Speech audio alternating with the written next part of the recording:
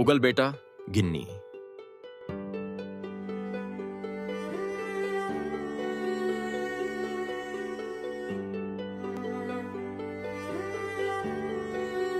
एक बार की बात है, एक गांव में एक ठाकुर रहता था। उसका असली नाम संग्राम सिंह था, लेकिन बहुत कम लोग उसका असली नाम जानते थे। वह अपने इलाके में सिर्फ ठाकुर के नाम की वजह से मशहूर था। ठाकुर बहुत उदार आदमी था। उसे खाने का बहुत शौक था। उसके पास बहुत जमीन थी, लेकिन उसकी कमाई खाने पीने में ही खर्च हो जाती थी। ठाकुर को पक्षी पालने का बहुत शौक था। उनकी हवेली एक बहुत ही सुंदर पक्षी घर थी। उनमें से ठाकुर को सबसे ज्यादा एक सुनहरा पंछी पसंद था। यह ठाकुर का पसंदीदा पक्षी था। पंछी में कोई खास बात नहीं थी, लेकिन ठाकुर ने उसे एक खास आदत सिखा दी थी। वह उसके कहने पर सोने का सिक्का निगल लेता था और उसके कहने पर सिक्का बाहर थूक देता था। ठाकुर ने उसे इतना अभ्यास करवाया था कि वह एक बार में 5 सिक्के निगल लेता था और वह एक एक करके उन्हें उगल देता था।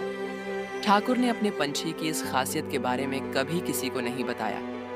ठाकुर की एक बेटी थी।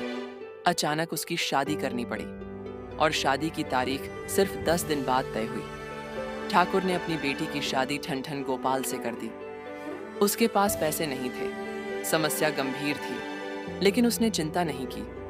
उसने तय किया कि तय तिथि पर ही अपनी बेटी की शादी करेगा। उसी गांव में एक ठेकेदार था। वह ब्याज पर पैसे देता था। वह ब्याज लेता था और मूलधन के बदले में कुछ गहने गिरवी रख लेता था। ठाकुर ठेकेदार के पास गया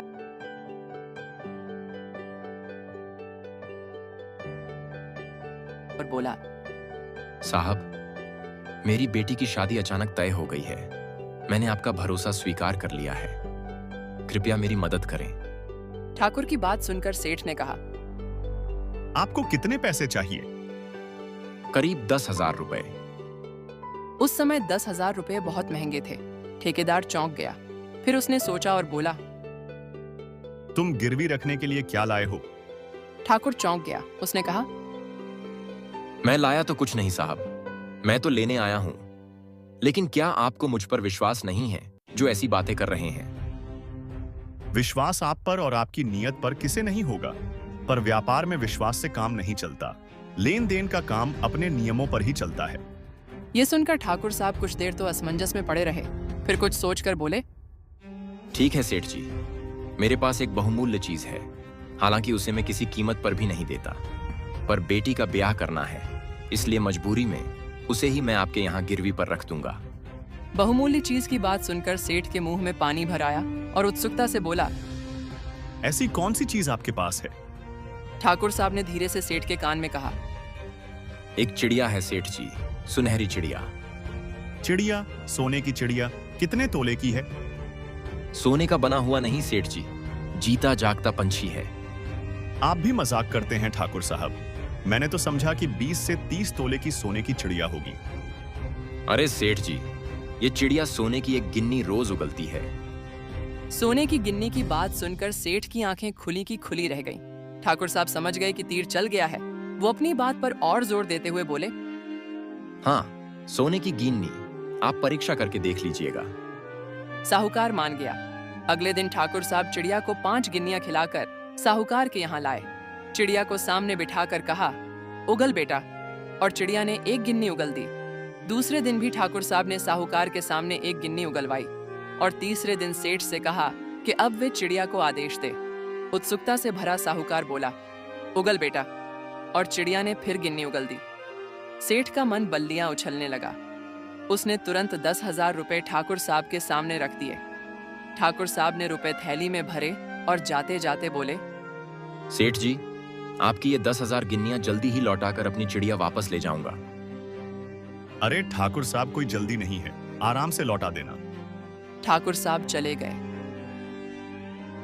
साहूकार चिड़िया के लिए एक खूबसूरत पिंजरा लाया और उसमें उसे बिठाकर अपने सोने के कमरे में टांग दिया। चिड़िया के पेट में 2 गिन्नियां बची थीं।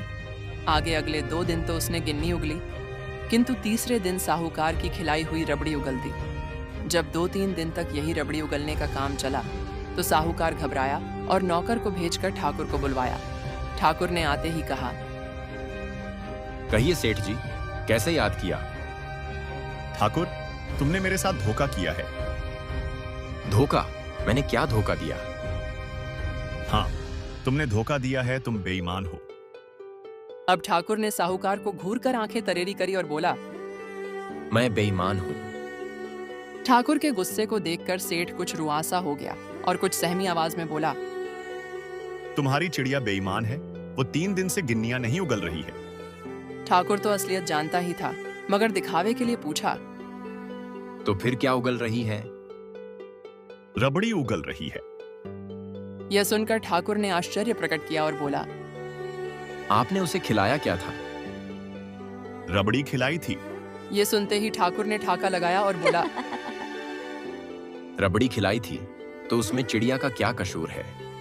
सेठ जी, आपने रबड़ी खिलाई थी तो उसने रबड़ी उगल दी। गिन्नी खिलाते तो गिन्नी उगल देता।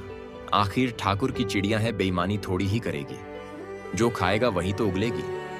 ये कहकर ठाकुर साहब खिलखिलाते हुए साहूकार के घर से बाहर निकल गए। सेठ चिड़िया की तरफ और चिड़िया सेठ की तरफ देखता ही रह गया।